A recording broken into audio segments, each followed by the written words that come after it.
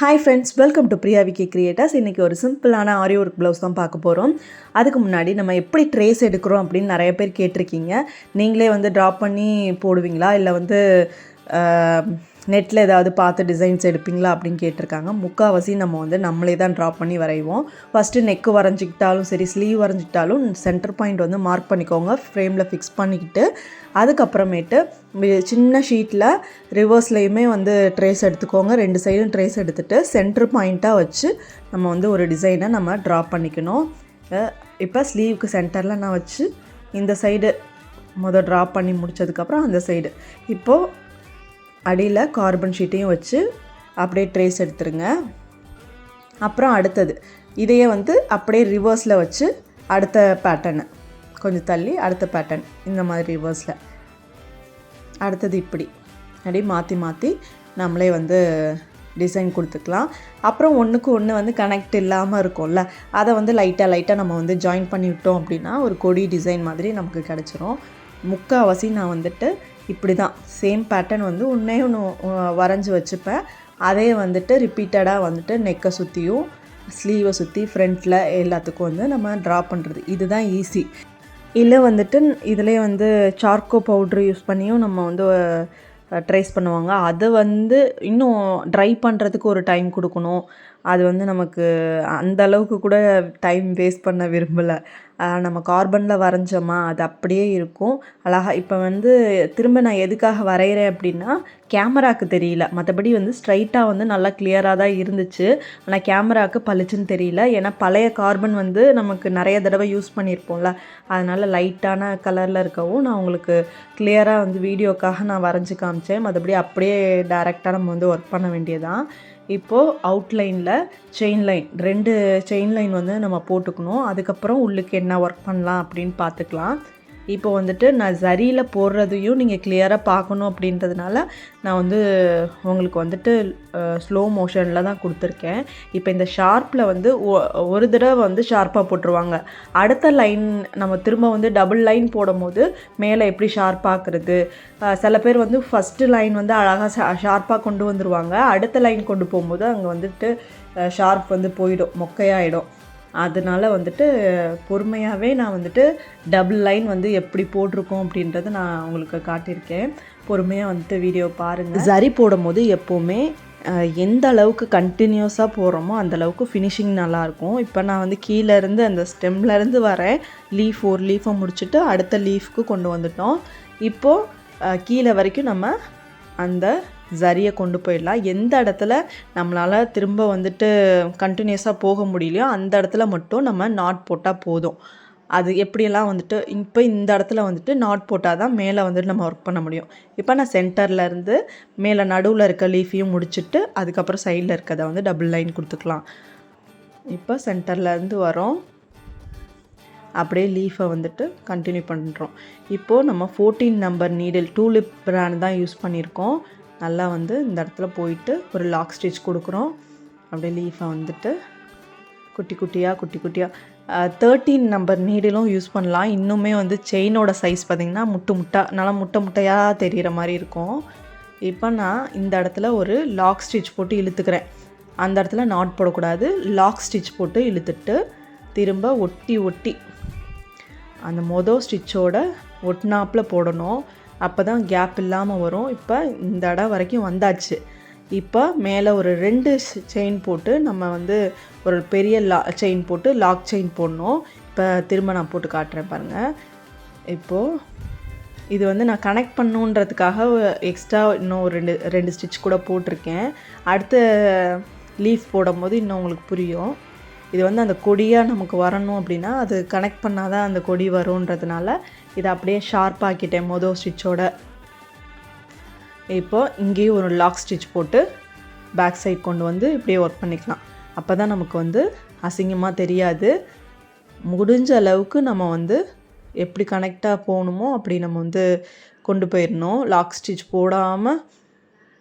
ஸ்டிச்சுன்றேன் end not போடாமல் அப்படியே lock ஸ்டிச்சை வச்சே நம்ம கண்டினியூ பண்ணிக்கணும்.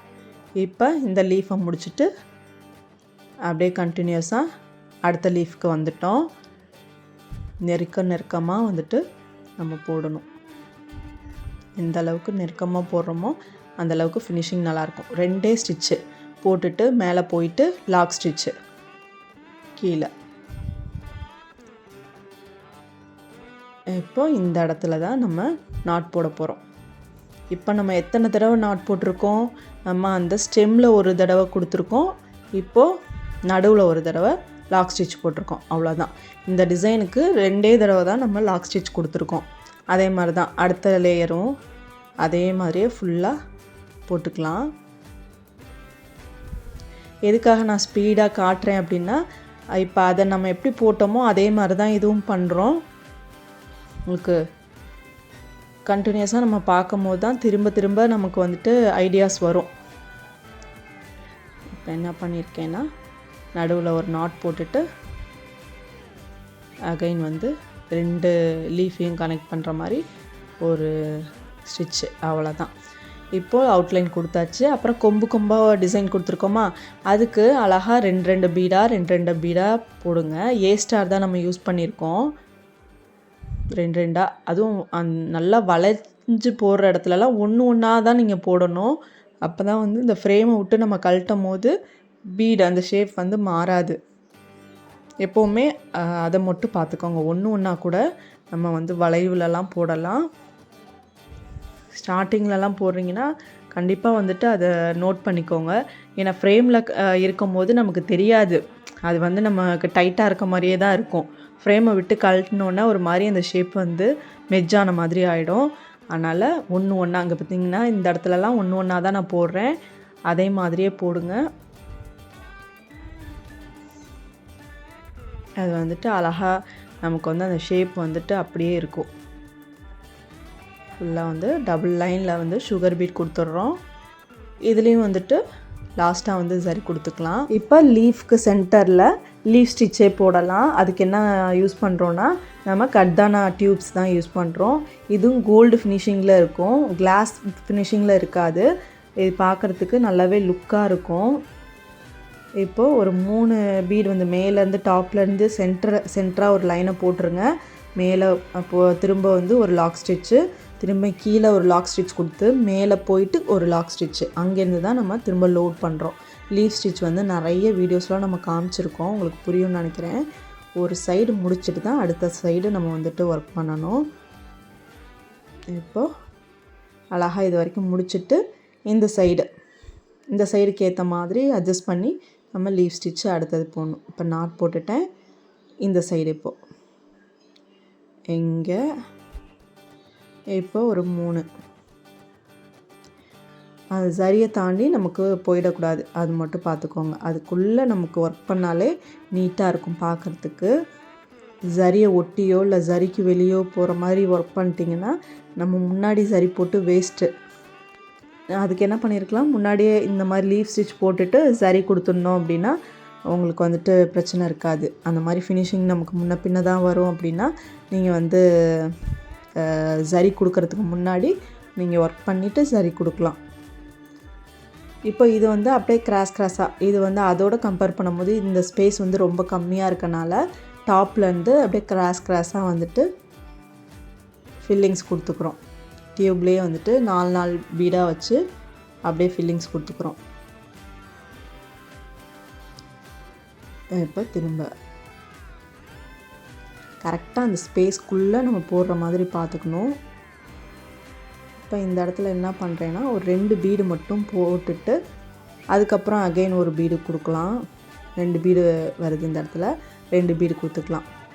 ஏன்னா லாஸ்ட்டு இது வந்து நம்ம கழட்டினாலும் வெளியில் லூஸாக ஆகக்கூடாது, அதனால். இப்போ நாட் போட்டாச்சு. நெக்ஸ்ட்டு இந்த சைடு 4 பீடு எடுக்கிறோம்.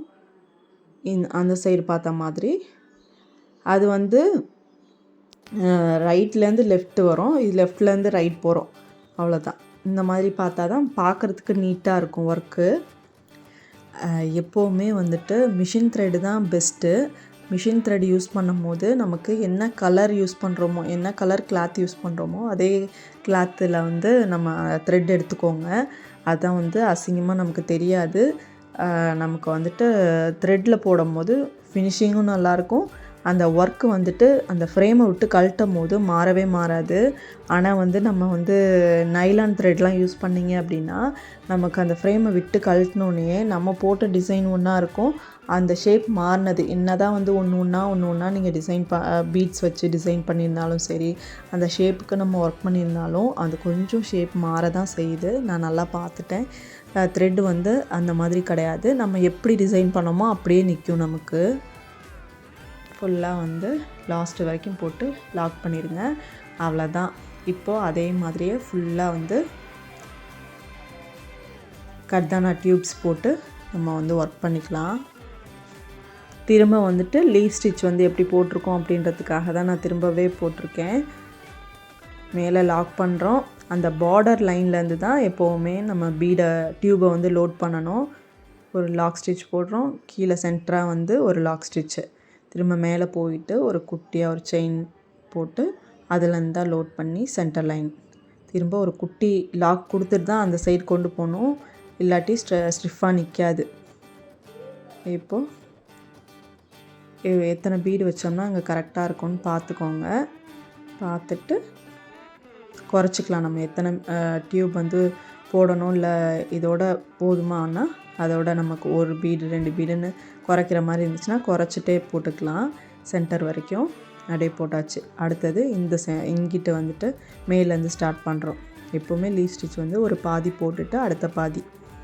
ஆரி ஒர்க்கை பொறுத்த வரைக்கும் ட்ரா பண்ணுறதா இருக்கட்டும், இல்லை ஃபில்லிங்ஸ் போடுறதா இருக்கட்டும், எல்லாமே ஒரு மாங்காய் டிசைன் போடுறோம், அதில் ஃபில்லிங்ஸ் நடுவில் போடுறோன்னா இந்த பாதி அடுத்த பாதி அது மாதிரி போட்டோம்னா மேட் ஃபில்லிங்கு இது எல்லாமே வந்து சென்டரில் ஆரம்பித்து ஒரு சைடு ஃபினிஷ் பண்ணிவிட்டு அடுத்த சைடு ஃபினிஷ் பண்ணால் தான் நமக்கு வந்துட்டு ஒர்க்கு ஈஸியாகவும் இருக்கும், ஃபினிஷிங்கும் நமக்கு வந்து ஷைனிங்காக கிடைக்கும்.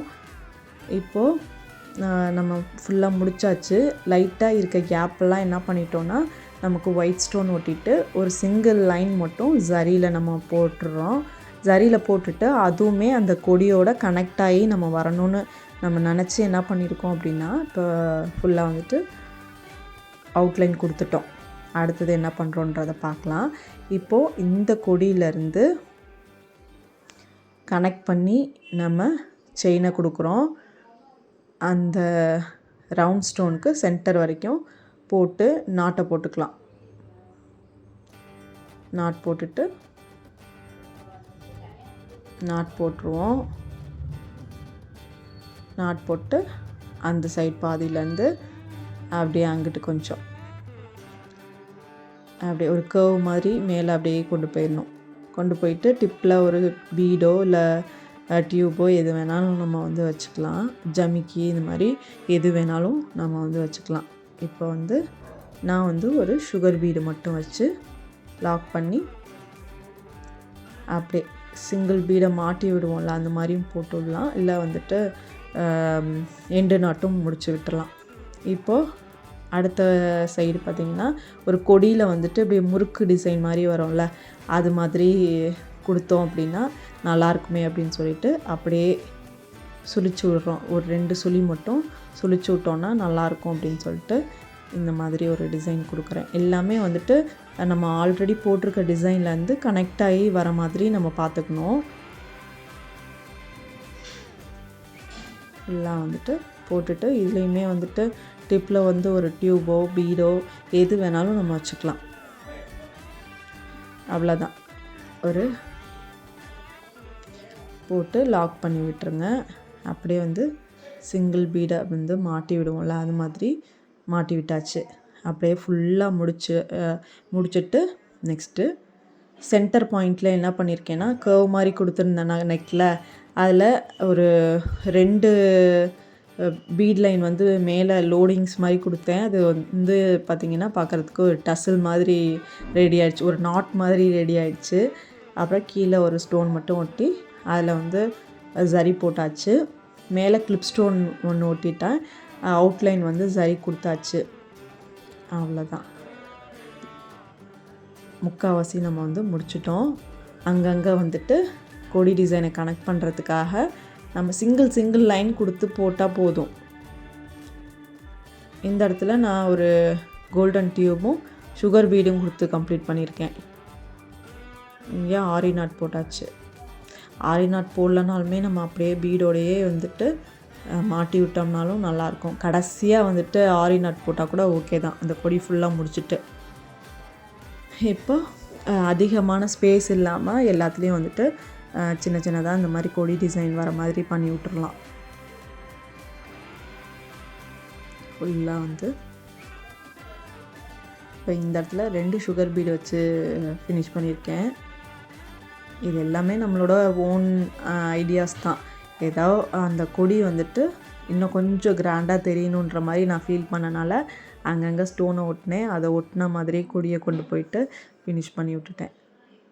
எப்போவுமே ஃபெவிக்ரல் ஃபேப்ரிக் க்ளூ யூஸ் பண்ணி தான் இந்த குந்தன் ஸ்டோன்ஸ்லாம் நம்ம ஸ்டிக் பண்ணணும். B7000 யூஸ் பண்ணவே கூடாது. யூஸ் பண்ணனா அது வந்து அதோட ஷைனிங் வந்து கம்மியாயிடுது. அதனால் வந்துட்டு ஃபேப்ரிக் க்ளூ யூஸ் பண்ணிக்கோங்க இந்த குந்தன் ஸ்டோனுக்கு மட்டும். கிளிப் ஸ்டோன்ஸ்க்கு வந்து நம்ம B7000 யூஸ் பண்ணிக்கலாம். ஃபுல்லாக வந்துட்டு ஒரு சைடு நம்ம எப்போவுமே வந்துட்டு ஸ்டோன் ஒட்டி காய விட்டுட்டு அடுத்த சைடு நம்ம ஒர்க் பண்ணணும். அப்போ தான் வந்துட்டு இந்த சைடு ஒர்க் பண்ணதுக்கப்புறம் அந்த சைடு ஸ்டோனில் ஒர்க் பண்ணுவோம். திரும்ப இங்கிட்டு வந்துட்டு ஸ்டிக் பண்ணிட்டு ஸ்டோன் ஒட்டுறதெல்லாம் இருந்துச்சுன்னா எப்போவுமே ஒரு சைடு ஒட்டிட்டு அடுத்த சைடு ஒர்க் பண்ண போகிறோம். அதுக்கப்புறம் அங்கிட்டு ஒர்க் பண்ணிவிட்டு இந்த சைடு ஸ்டோனில் ஒர்க் பண்ணுறப்போ என்ன ஆகும்னா நமக்கு ஸ்பீடு, இதுவுமே ஸ்பீடுக்கான நமக்கு ஒரு டிப்ஸ் தான். ஸ்டோன் வந்து லாஸ்ட்டாக ஒர்க் பண்ணி முடிச்சுட்டு லாஸ்ட்டாக தான் ஒட்டிட்டு நம்ம ஒர்க் பண்ணோம் அப்படின்னு நினச்சோம் அப்படின்னா நமக்கு வந்துட்டு ஒர்க்கு லேட் ஆகும். இந்த இடத்துலலாம் ரொம்ப குட்டியான ஸ்பேஸ் இருக்குது. இதே மாதிரி கொம்பு கொம்பாக வந்து போட்டுடுறோம். அங்கங்கே வந்துட்டு பீடு, ஆன்டிக் பீடு வச்சுட்டு நம்ம இந்த மாதிரி தான் அந்த ஃபுல்லாக வந்துட்டு டபுள் லைன் சுகர் பீட் போட்டு கொம்பாக போட்டிருக்கோம்ல, அதுக்குமே வந்து நம்ம அவுட்லைன் வந்து சரி கொடுத்துக்குறோம். அப்புறம் பார்டர் வந்து சுகர் பீடு, ஸ்டோனு சுகர் பீடை வந்து கடைசியாக ஸ்பேஸ் இருக்கிற மாதிரி இருந்துச்சு. சரி அதையும் போட்டால் இன்னும் கிராண்டாக ஆகிடுமே அப்படின்னு சொல்லிட்டு ஃபினிஷ் பண்ணியாச்சு. இதை முடிச்சுட்டு இப்போ வந்து ஸ்லீவில் எப்படி டிசைன் பண்ணியிருக்கோன்னா சேம் அதே தான்.